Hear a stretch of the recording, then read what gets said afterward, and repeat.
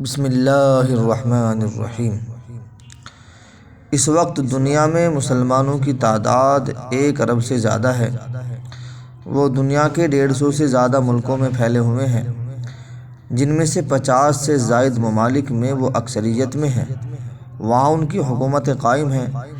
شاید ہی دنیا کا کوئی خطہ، کوئی ثقافت، کوئی زبان ایسی ہو جو اسلام کے اثرات اور مسلمانوں کے وجود سے خالی ہو۔ دراصل یہ دین اسلام کا کرشمہ ہے، قرآن کریم کی معجز نمائی ہے۔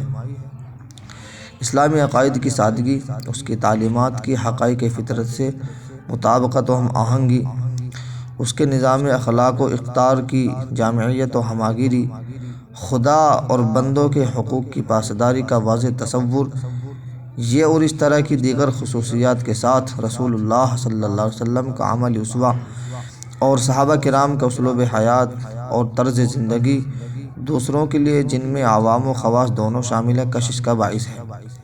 اسلام کے ذریعے نئی زمینوں اور نئے دلوں کی فتوحات کی خبریں تواتر کے ساتھ موصول ہوتی رہتی ہیں، مشرق سے بھی، مغرب سے بھی، شمال سے بھی، جنوب سے بھی۔ یہ حقیقت ہے، اس میں کچھ بھی افسانوی رنگ نہیں ہے۔ دوسری بات، مسلمانوں کا عمومی انحطاط اور اس کے اسباب۔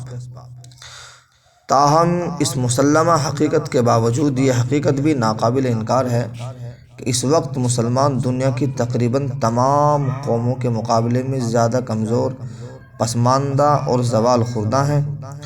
ان کا دینی، تہذیبی، اقتصادی، تعلیمی، سیاسی، جغرافیائی غرض ہر قسم کا وجود استحکام سے خالی اور تزلزل کا شکار ہے۔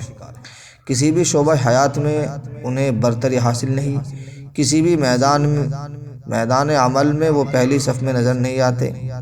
اس صورتحال کا نتیجہ ہے کہ اس سوال کے جواب میں کہ مسلمانوں کے ضعف و انحطاط کا علاج ہے کیا، ہر صاحب فکر و اختصاص اپنے اپنے فکر و نظر کے آئینے میں مسلمانوں کی تصویر دیکھ کر جواب دیتا ہے کہ امت مسلمہ کو درپیش تمام مسائل کا واحد حل یہی ہے۔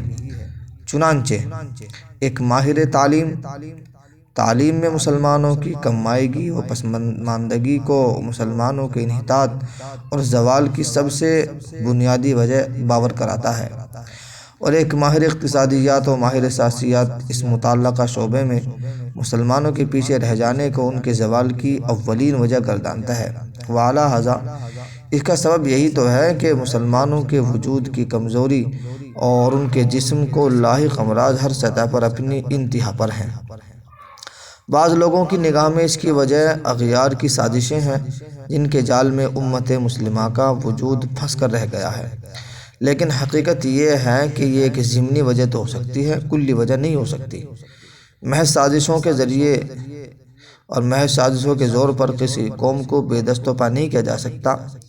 سازشیں کسی قوم کے اجتماعی و سیاسی فیصلے میں فیصلہ کن کردار ادا نہیں کر سکتی۔ یہ خدا تعالیٰ کی بنائی ہوئی فطرت کے خلاف ہے۔ قرآن کریم کے مطابق اسلام دشمنی طاقتوں کی مکر و سازش کے دفاع کی ذمہ داری خود خدا تعالیٰ نے اپنے ذمہ لے رکھی ہے۔ چنانچہ ارشاد باری تعالیٰ ہے وَمَكَرُوا وَمَكَرَ اللَّهُ وَاللَّهُ خَيْرُ الْمَاكِرِينَ۔ دوسری جگہ ارشاد ہے إِنَّهُمْ يَكِيدُونَ كَيْدًا وَأَكِيدُ كَيْدًا۔ اور عقلی طور پر بھی یہ بات بعید ترین ہے کہ مسلمانوں کی اجتماعی تقدیر کی باغ ڈور کسی دوسری قوم کے ہاتھ میں تھما دی جائے۔ مختلف احادیث میں مسلمانوں کو دور آخر میں لاحق ہونے والے ضعف و اضمحلال کو خود مسلمانوں کی اپنی ذات کی طرف منسوب کیا گیا ہے۔